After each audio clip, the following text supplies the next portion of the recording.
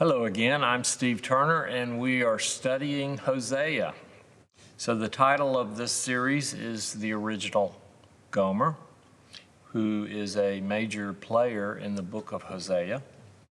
So in our last lesson, we looked at why we want to look at Hosea and how important Hosea is. And the reason was because Jesus actually told us to go and learn something from Hosea. And what he told us to go and learn was the passage that God tells Israel in Hosea, in the book of Hosea, I desire mercy, not sacrifice. So that's really the theme of all of our lessons are I desire mercy, not sacrifice. And today, we're going to look at the actual story of Hosea and Gomer. So if you have your Bibles, please turn to the book of Hosea, which is in the Old Testament. And we're going to read a little bit, and the process that we use is much like you might have in a Sunday school class where we read the Bible, we stop, we discuss, and then we read some more. So that's what we're going to do. So we're in Hosea. We're going to start in chapter 1, and I'm reading from the New International Version, okay? So let me get my glasses here, and we will start reading. Hosea chapter 1. The word of the Lord came to Hosea, son of Beeri, during the reigns of Uzziah, Jotham, Ahaz, and Hezekiah, kings of Judah, and during the reign of Jeroboam, son of Jehoash, king of Israel. When the Lord began to speak through Hosea, the Lord said to him, Go marry a promiscuous woman and have children with her, for like an adulterous wife, this land is guilty of unfaithfulness to the Lord. So he married Gomer, daughter of Diblaim, and she conceived and bore him a son. Then the Lord said to Hosea, Call him Jezreel, because I will soon punish the house of Jehu for the massacre at Jezreel, and I will put an end to the kingdom of Israel. In that day I will break Israel's bow in the valley of Jezreel. Gomer conceived again and gave birth to a daughter. Then the Lord said to Hosea, Call her Lo-Ruhamah, which means not loved. For I no longer show love to Israel, that I should at all forgive them. Yet I will show love to Judah, and I will save them, not by bow, sword, or battle, or by horses and horsemen, but I, the Lord their God, will save them. After she had weaned Lo-Ruhamah, Gomer had another son. Then the Lord said, Call him Lo-Ammi, which means not my people. For you are not my people, and I'm not your God. Yet the Israelites will be like the sand on the seashore, which cannot be measured or counted. In the place where it was said to them, You are not my people, they will be called children of the living God. The people of Judah and the people of Israel will come together. They will appoint one leader and will come up out of the land for the great will of the day of Jezreel. For great will be the day of Jezreel. All right, let's stop there. That's the first chapter. And so that sets the scene here. So first of all, there's the context and the time frame that we see here in Hosea's life. So we see the time frame is during these kings of Judah and this one king, Jeroboam, of Israel. So at this point, we need to go back and think about the history of Israel a little bit. So if you remember, we start with Abraham, okay, and the covenant between God and Abraham. And then we move forward, and if you remember the story of Moses, we could talk about Joseph a little bit, but we'll jump ahead to Moses and Egypt. And the Jewish people were enslaved in Egypt, and they came out of Egypt. They went to Canaan, Canaan, which was the land of honey and plenty. They had to wait a few years before they could go in there. But then they start growing as a people, and it gets to the point where they want a king. Well, again, God's not pleased with this because God sees himself as their leader and their king, and when they want an earthly leader, that doesn't bode well for the people. But he listens to them and he gives them a king, and that king is Saul. And so we see the first king as Saul.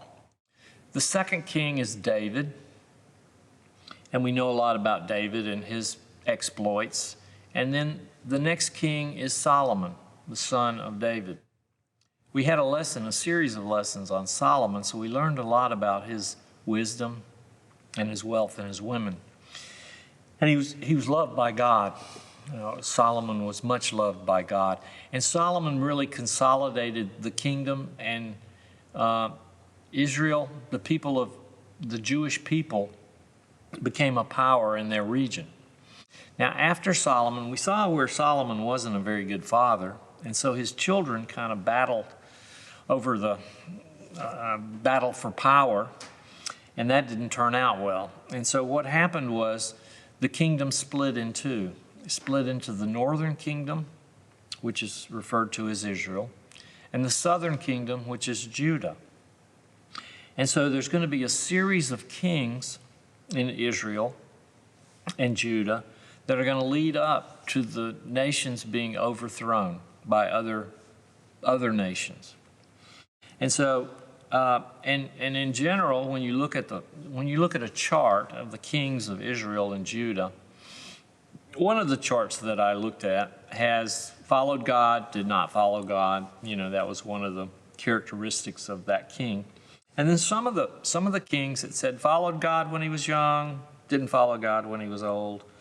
Kind of like Solomon was one of those. But Judah had many more kings that followed God than Israel did, when you look at it. And when we look here, and it says in that first couple of verses, or the first verse, and during the reign of Jeroboam, son of Joash, king of Israel. We think that Hosea was in Israel, it was in the northern kingdom. And Jeroboam was not really a godly man, but he was a shrewd politician. Okay? And there can be a difference. And so what really is going to happen is after the reign of Jeroboam, which is going to be about 40 years, there's going to be a series of kings, and eventually Israel will be overtaken by the Assyrians.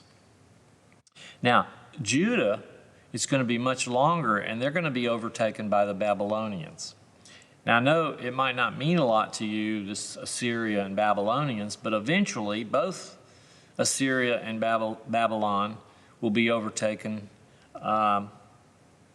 and again, by the Persians. And so if we look at history, which is what we need to do because we can learn a lot from history, we see the setting here.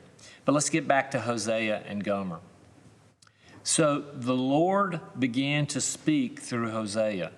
So we see here that Hosea is a prophet, okay? And most of Hosea is going to be his prophesying, or his discussion of Israel and Judah and their relationship to God and God's relationship to them. And this is going to be important because, again, Jesus tells us, or he told the Pharisees in Matthew 9 and Matthew 12, he tells the Pharisees, the first time he tells them, and go learn what this means, I desire mercy, not sacrifice. The second time, he kind of rebukes them and said, if you had learned what this means, you would understand. And that's going to be crucial because it's important for us to understand. And Hosea is going to talk about that a little bit. So God tells Hosea to go marry, in my Bible it says, go marry a promiscuous woman and have children with her. For like an adulterous wife, this land is guilty of unfaithfulness to the Lord. And the next word is, so he married Gomer. Now, the title of this lesson is The Original Gomer. If you're watching this on television, you most likely have watched television before. And so if you remember, there was a television show called Gomer Pyle. I'm not going to talk too much about that. But if you ask most people, maybe my age, when you say Gomer, they will not think of the Gomer of the Bible.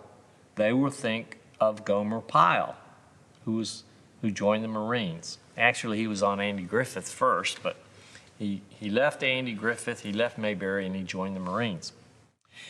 But the original Gomer is in Hosea. And in this reading, it says promiscuous woman. We believe she was either a prostitute when he married her or she became a prostitute. And that's going to be a crucial part of the story.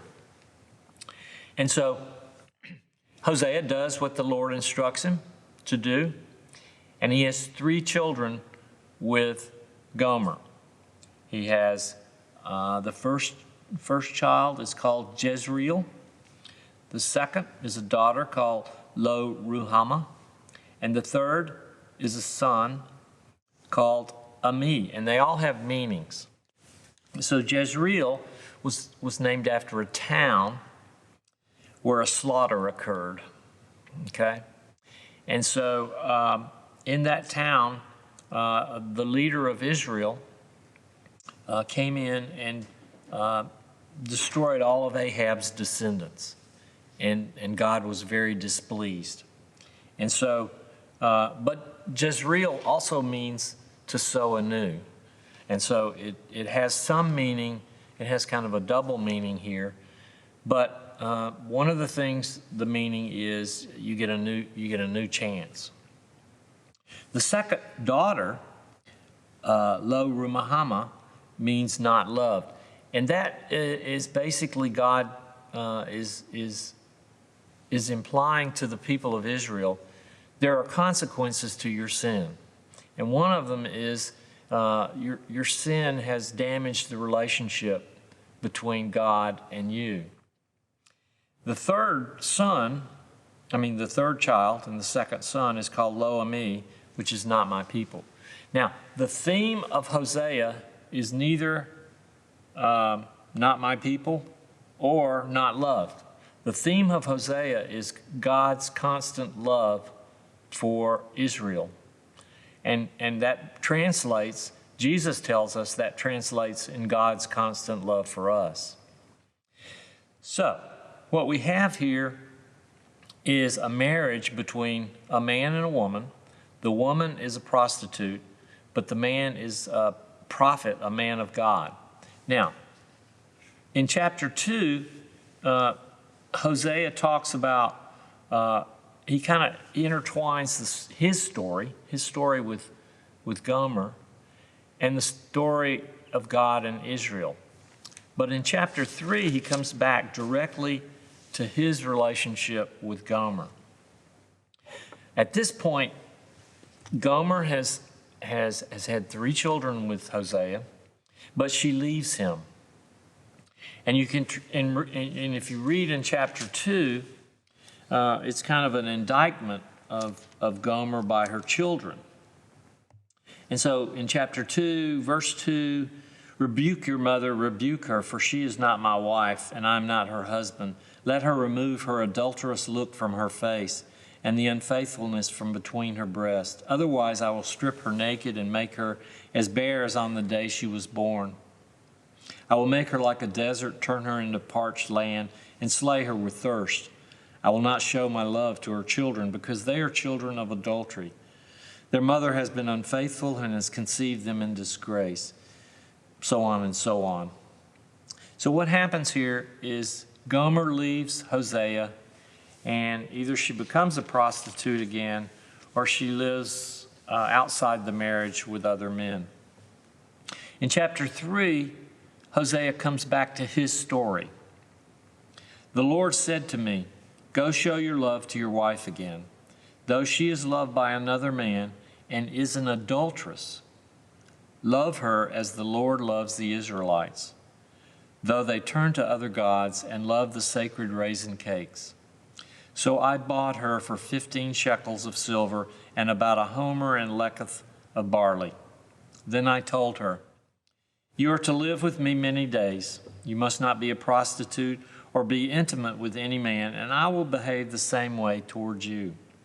For the Israelites will live many days without king or prince, without sacrifice or stone, without ephod or household gods.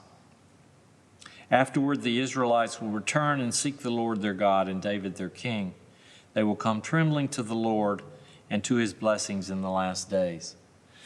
So we see here that Homer, even after Gomer has left him, Hosea, Hosea, even after Gomer has left his household and been unfaithful to him, he goes and retrieves her. Now again, he's commanded by God to do this. The Lord said to me, go show your love to your wife again. So you can imagine Hosea. First of all, he's told to go marry this woman, Gomer, who he knows is her reputation is not the best. Then, after having children with Gomer, Gomer leaves and takes her former life again. Then God goes back to Hosea and says, go, show your love to your wife again. Now, at this point in time, you got to remember Hosea. You got to remember the time frame we're talking about here. It's a different time. So today we're in 2021, and we're here in the United States, and so a woman's role today is much different than it was in Hosea's time. And you see that when Hosea goes back, he has to buy Gomer. And he pays 15 shekels of silver and about a homer and leketh of barley. So we don't know, the value. We don't know exactly the value, but we think that wasn't a whole lot, but it was something. So he had to buy her back, and then when he sees her and buys her back, he says, you must live with me many days. You must not be a prostitute or be intimate with any man, and I will behave the same way toward you. So there's some reciprocalness of the relationship that Hosea and Gomer have, in that he says, I'm going to do the same thing. I'll be faithful to you, and you be faithful to me. Now, we don't know how this ended. We don't know the ending of the story. We just know Hosea's prophecies after this. The book of Hosea, again, is broken up into two main parts. The story of Hosea and Gomer, that's the first 3 chapters. And then the last several chapters are Hosea's prophecies about Israel and Judah. And so what we have here is the story of a man, Hosea, who has a close relationship to God. And God is going to use Hosea to show the people of Israel his love for them. Now again, when we started the lesson today and when we started the series of lessons, the theme of these lessons are I desire mercy, not sacrifice. And so that's going to come into play in Hosea 6, which we'll talk about next lesson. But why is that so important? Again, not to repeat too many times, but Jesus tells us to go and learn what that means. I think he also wants us to learn the story of Hosea and Gomer. He wants us to understand the relationship that Hosea had with Gomer. And he also wants us to learn from that relationship and learn from the perspective that they have.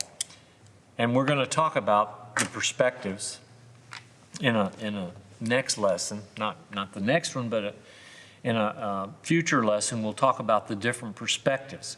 Talk about God's perspective, Jesus' perspective, Hosea's perspective, and we'll talk about Gomer's perspective. Again, who do you identify with? You know, that's the question.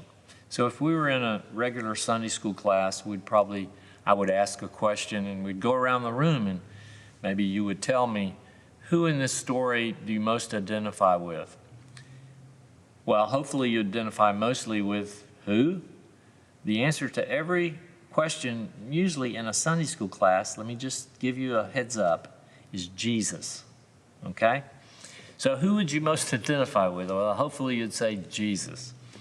But we also might identify with Hosea. We might identify with Gomer. So that's going to be important. God's love is everlasting, and God is merciful. But the other component of that, there is justice, and there are consequences.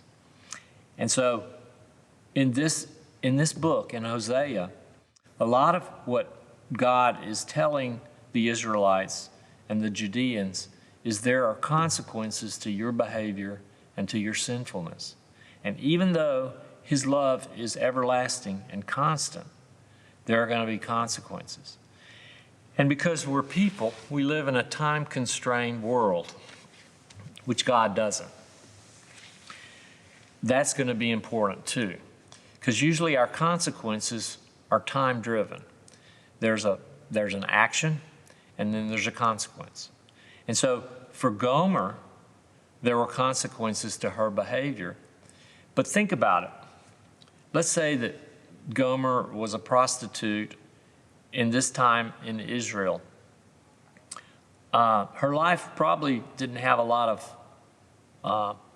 it didn't have a good future. Somehow she was rescued, so to speak, by Hosea. But then what happened? Well, she had a life with Hosea. She was his wife, but then she left that, which is kind of strange. You would ask, why would you leave that better life with Hosea and go back to your former life? That's the crux of the question. It's also the crux of what's going on with Israel. It's also the crux of our dilemma, what's going on with ourselves. Why would we leave that life with God, that life with Jesus, and turn to our sins of the past or our sins of the future? So again, what we see here is kind of the what. The story between Hosea and Gomer.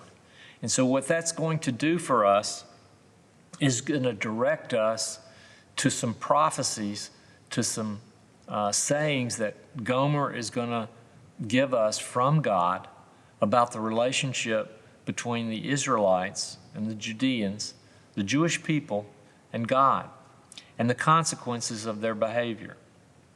And in Hosea 6:6, we're going to come across this verse, I desire mercy, not sacrifice, which Jesus has instructed us to go and learn what it means.